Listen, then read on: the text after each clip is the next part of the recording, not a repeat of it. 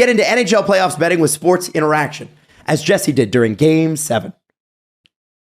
Oh, you mean like a couple weeks ago? Yeah. Oh, Leafs, like you did it live during the game. We were watching. I don't celebrate that victory. They lost the game, but it was great that I could do that from my seat. Before the game starts, live and player, how your favorite player will perform, doing it right since 1997. Sports Interaction is Canada's sports book with the most competitive odds. Sports Interaction makes it easy to deposit, play, and cash out. And join now to see all sports betting has to offer. It's sportsinteraction.com/SDPN.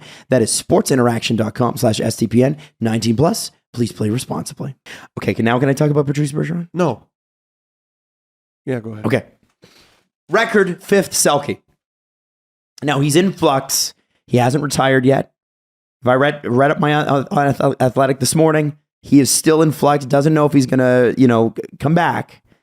But if he doesn't, and he ends it this way, when you look at Patrice Bergeron's career, and I'm sure like Stephen Brunt and a bunch of other people will do massive retrospectives on a player like this. For you personally, Steve and Jesse, what does Patrice Bergeron mean to you in your history books?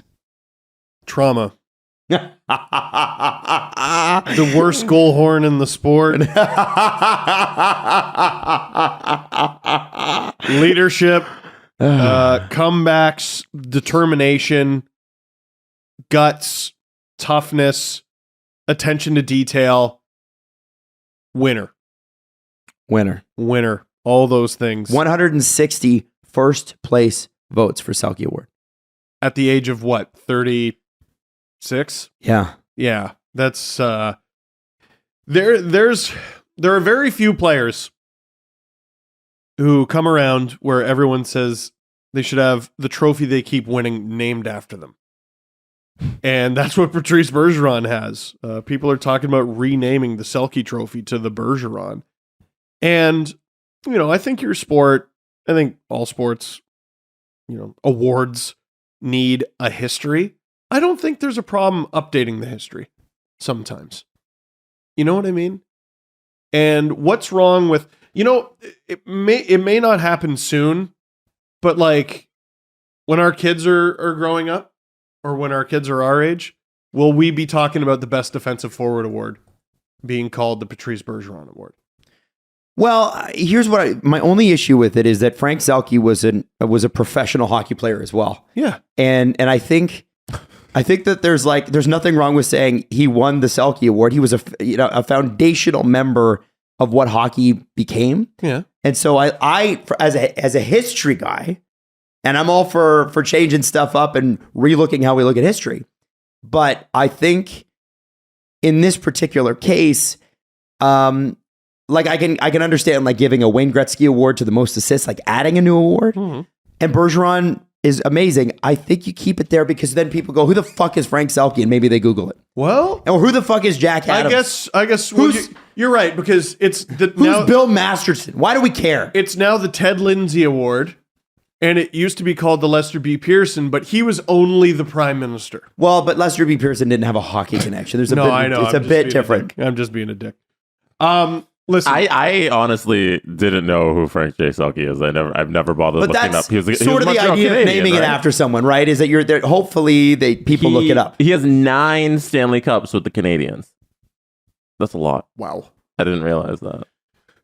Or not all with the Canadiens. No, he won some with the Leafs. 3 with the Leafs, and the rest with the Canadiens. Sorry, my bad. Leaf legend Frank J. Selke. All right, you know what? Pump the brakes on this Bergeron Award talk. He was the acting. Adam, I'm mad you even brought it up. He was the acting manager of Maple Leaf Gardens and the Toronto Maple Leafs, while Conn Smythe, their owner, served in World War II. Wow. You imagine imagine an NHL owner going to war? Yeah. Wow. Yeah, crazy. Was he? I assume he was good defensively. I assume like that's just out of I don't know. I've never seen him play. I don't know. Yeah, me neither.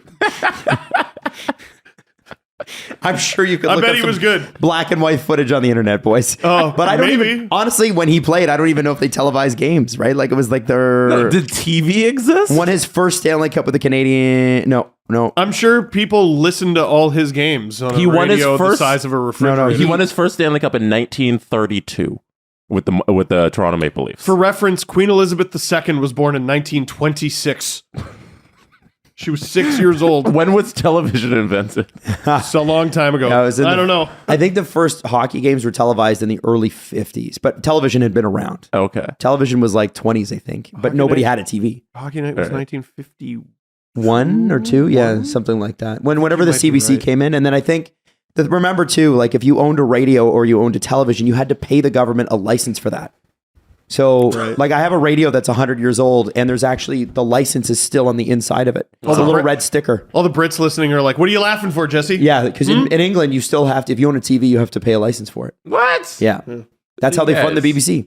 You guys. Yeah, it's pretty wild, right? Welcome into the next century. Yeah, I know. It's a little strange, right? Let's Um, move past anyway, that. Do you yeah. think Britain is stuck in their ways? I'm not saying that. I'm not going to go out on a limb with that take. As a Canadian, my tiny brain exploded when I visited. Like, just because, like, we went to, Adam would know the name of the place, but it's Buckingham Palace. It wasn't Buckingham Palace. All the old royalty are buried there, entombed there. What's that big church called? I forget the name of it. Westminster Abbey? Westminster Abbey? Yeah, Westminster Abbey, I think. Maybe it was that. Yeah. There was like a, I don't know what you would call it, a tomb, sarcophagus, whatever it was, of royalty from like the year 1100. And I was like, Europe didn't know it existed. Yeah. Mhm. Canada existed. Like the Europe old, just had no idea. what's the oldest building in Toronto? Like 200 years? Might Like- be, yeah. And it's probably just in Toronto, what they do is they leave the face of the building and they take the rest of it out and build a condo on top of it. So you still have the you still have the face of the building, but the building's gone. Yeah, there used to be a blacksmith here. Yeah. And now there's a bunch of really, really expensive homes. Uh, That's right. No, don't call them homes. Yeah, condos, sorry. Yeah. Sky pods. A bunch of really expensive sky pods. Yeah, yeah. So anyway, I don't know. I understand the argument with Patrice Bergeron. I get it, but I don't think there's anything wrong with saying, "Hey, you know, this is a Frank J. Selke Award, and Bergeron's at the top with 5, Yeah, that's fine. and he is amazing." Now, I wanted to go through some of the people that got votes. I thought was really interesting. So, if for Toronto fans, Austin Matthews got in the top 10, Cool. which is pretty cool. So Lindholm, Barkov, and O'Reilly were the next 3 on the list. Mitch Marner got up to 16. And I believe Nazem Kadri was tied with Gaudreau, Kampf, Puljujarvi, Raffle, Who? Reinhardt, and Kachuk. David Kampf? David Kampf He got- tied for what- 27th. Was it a third or a fourth place vote? He got a 3rd place vote. I am. Evan Rodriguez, former Leaf, got a 4th place vote. He was tied for 34. My favorite one. Jesse, can you scroll down just a wee bit? Just a wee bit? A little bit more? Stop. Mason Marchment got a 2nd place vote and 2/4?